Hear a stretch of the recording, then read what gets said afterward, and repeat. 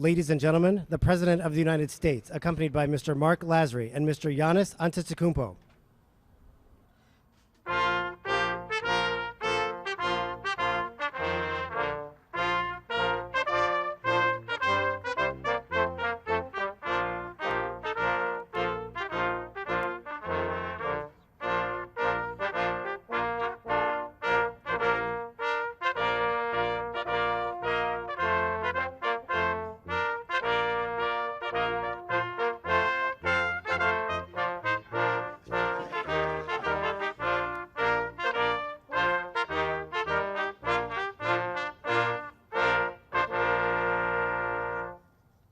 Well, good afternoon, everyone. It's an honor. It's an honor to host the 2021 NBA Championship, the champions, the Milwaukee Bucks. Congratulations to team owners Mark and Wes and Jamie and Mike, and the two dear friends, Ted and Mary Kellner. You won't believe it, but they're both responsible for my being here. Not a joke. Excuse the point of personal privilege we used to say in the Senate. In 1972, I was a 29-year-old kid and decided I was going to run for the United States Senate. I wasn't old enough. You had to be 30 to be a senator, for real. When I got elected, I had to wait 17 days to be eligible. And right at the very end, my sister managed my campaign, and my brother raised the money. He was 25. My sister she used to be 3 years younger. She's now 20 years younger. But at any rate, and we were doing well. We're catching up. No one expected us to have any shot at all. And everything was moving. We were actually catching up after being down 56-28 at one point. And we're running out of money. And all of a sudden, I got a phone call on Tuesday saying that we don't have any money to keep any of our ads on TV or the radio. And so I didn't know what to do. And I got a call from a guy named Ted Kellner and 4 other people. And they said, come on out to Greenville. We want to help you out. They helped me out. They financed the end of my campaign. They were my friends before, and I'm indebted to them now. Well, thank you both, Ted and Mary. Thank you. Now that I've ruined your reputation. And while he couldn't be here today, I also want to congratulate the team's previous owner and dear friend of mine, a server of the United States Senate, Herb Cole, one of the finest guys I served with, a man of significant honor. And folks, congratulations to the staff and to the fans and to everyone here to celebrate, including the second gentleman. Doug, where are you, Doug? There's a man who's a basketball fan. He's a second gentleman. He's a first-rate lawyer, and now he's a second gentleman. And I don't know where he has more power. Most of all, congratulations to all the players. Now, I know you've got you got in the finals the MVP player here, and I'd like to talk about it for just a minute. You know, we also got someone who earned the award that's just as important in my book. Dante, I'm honored to be with him today, because in 2015, he was the Delaware High School Boys Basketball Player of the Year. Dante grew up in Newark, Delaware, attended a high school. I still like him anyway. There's 2 competing high schools, Catholic high schools in Delaware, Archmere and Slasianum. Slasianum had 5 times as many boys, and they beat us all the time. But I still the second highest scorer of football. But anyway, I don't know, man. Dante, I still like you in spite of that fact. And and he won 2 state championships there. So he's used to this championship. And then he started at Villanova. And the Bidens are a sporting family, particularly my wife, Jill, who's, as she calls herself, a Philly girl. She takes it up a notch. She knows a lot about the sport, and she never forgives anybody if they lose. But, we went to the University of Delaware, Jill and I, years apart. And then she went on to Villanova grad school, and I went to Syracuse Law School. In 2016, we went to the Final Four to watch our teams play. And I watched Dante win his first of his 2 national titles at Nova. Dante, we're also proud of you back home, but I still like Syracuse. And to all the players, that's what you represent for so many people: pride and decency. Just look at the enduring images during the finals. Thousands of fans celebrating in the Deer District and the Herb Cole Way. You know, you represented yourselves and your families, your organizations, and a great American city by staying true to who you are. You did the work in the off season and during the grueling regular season. In the playoffs, down 0-2 against Brooklyn, and then to make it just to keep the owners and your coach and constant perspiring. On the finals, you were down 0-2 against Phoenix, but you never gave up. I watched. It was amazing how you came back. You always believed. And Coach Bud, you got them to play as a team. You know, Giannis, 50 points. 50 points. To seal Game 6 to win the Bucks' first championship in 50 years since Kareem Abdul-Jabbar and Oscar Robinson won it for the Bucks. And the worst part is, I remember them both. I was a kid. Remember them both. Final MVP, two-time NBA MVP, five-time All-Star, and just named to the list of the 75 greatest NBA players ever. I might add that I'm proud that two Syracuse guys made it, Carmelo Anthony, as well as Dave Bing. I actually was at graduate school when they were playing, and who played around this time, the time I was there. And at just 26 years old, you're just getting started. What makes it even more special is you won the title with your brother, who is here today, and you joined another brother already with a ring. What a hell of a family, I tell you what, man. I think you won the gene pool. And you still got two more, right? And sons living the dream of an immigrant family from Nigeria and then Greece in search of new opportunity. In struggles, they always dreamed. Brothers who once had to share the same basketball shoes, all five of them, before they got to the NBA. I tell you what, I would have liked to have been there when that fight went on, who got the shoes when. But at any rate, I know your mom is so proud of you and is watching, and your dad's watching, looking down, watching over you all. And your baby boys who will grow up knowing that anything is possible.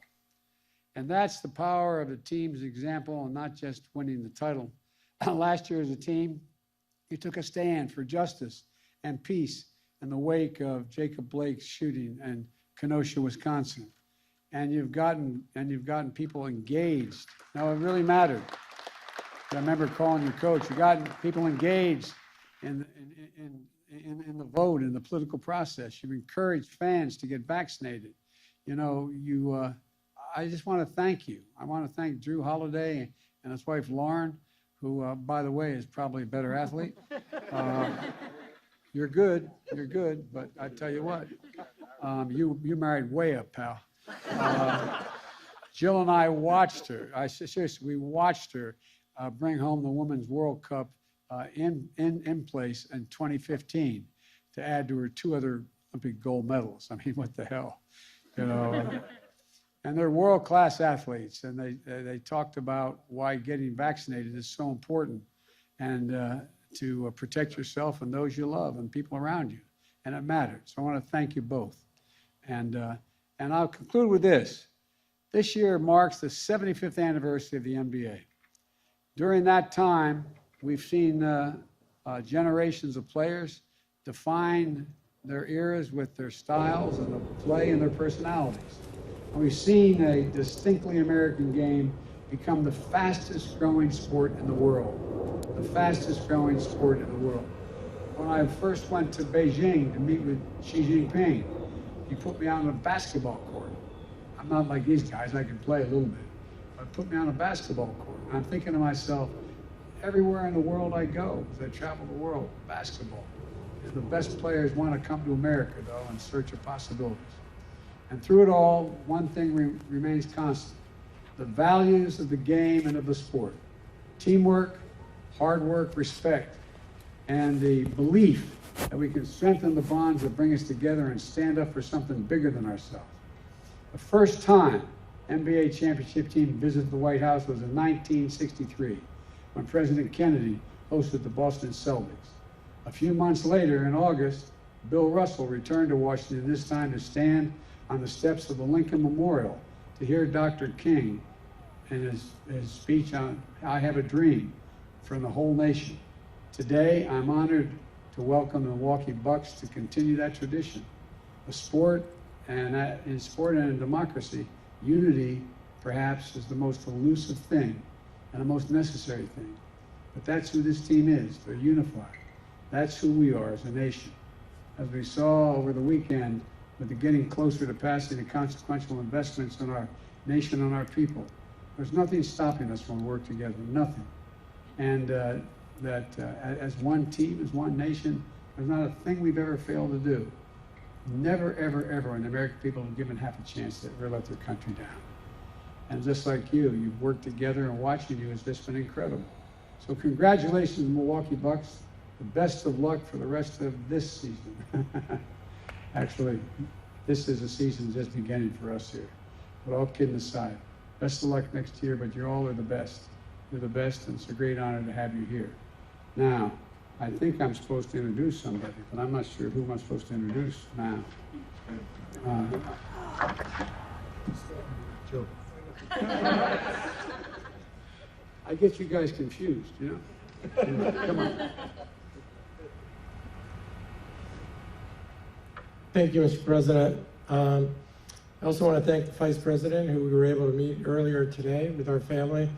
I never know, do I say thank you, Doug? Do I say thank you, second gentleman? But either way, it's been a real pleasure, and want to thank you for being here.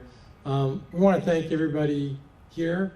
It's been a real honor for us, I mean, obviously, as a team, and for everything that we stand for and everything that we've done. But you know, it's actually really cool to win a championship. You get to come to the White House. And you know, I think for us, the one thing we'd like is hopefully we'll come back here next year, sir. And we'll do it again. You know, what the hell? Why don't we come back for the next 4 years? We'll just keep coming back. You know what? Let's do it for 8 years. And then we'll do it here. I think that's a good idea. It is, isn't it? So, we want to say thank you. I want to introduce Giannis, who really needs no introduction. As the President said, he led our team to the championship. So, without further ado, Giannis.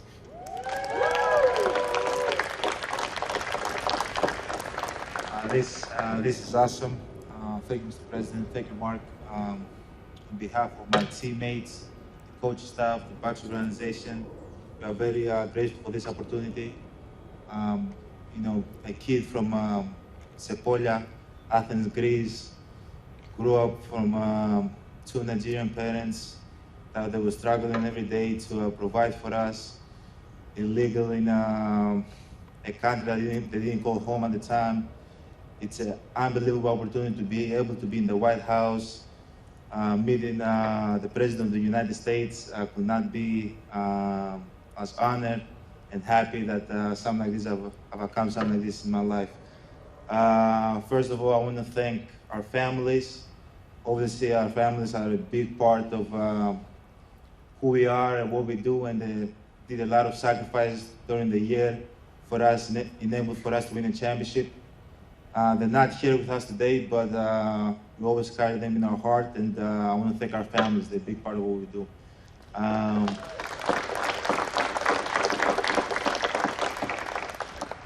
Also, thanks to the Bucks fans. We have the best fans in the world. They support us from day one. They support us when we won. We were the worst team in the NBA, and 8 years later, we were the best team in the NBA. And they support us all the way along, and we couldn't do it without them.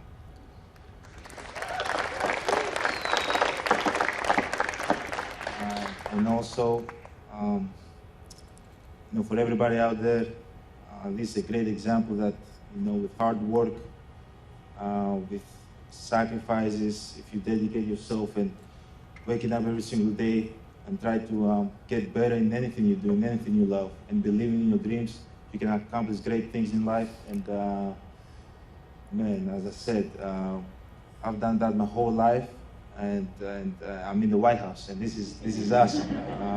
Can never take moments like that for granted, but without hard work, that would not be possible. Thank you, guys. Do now. We doing a photograph?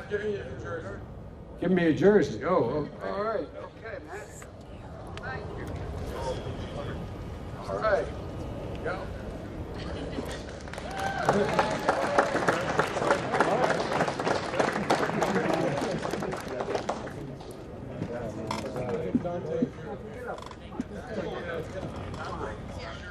If you guys aren't here, come on, man.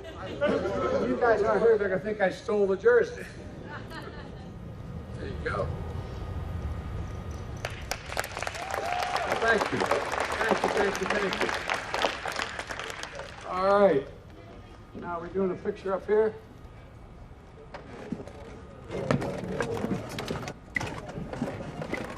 All right. This is the only picture I don't have to do. Thank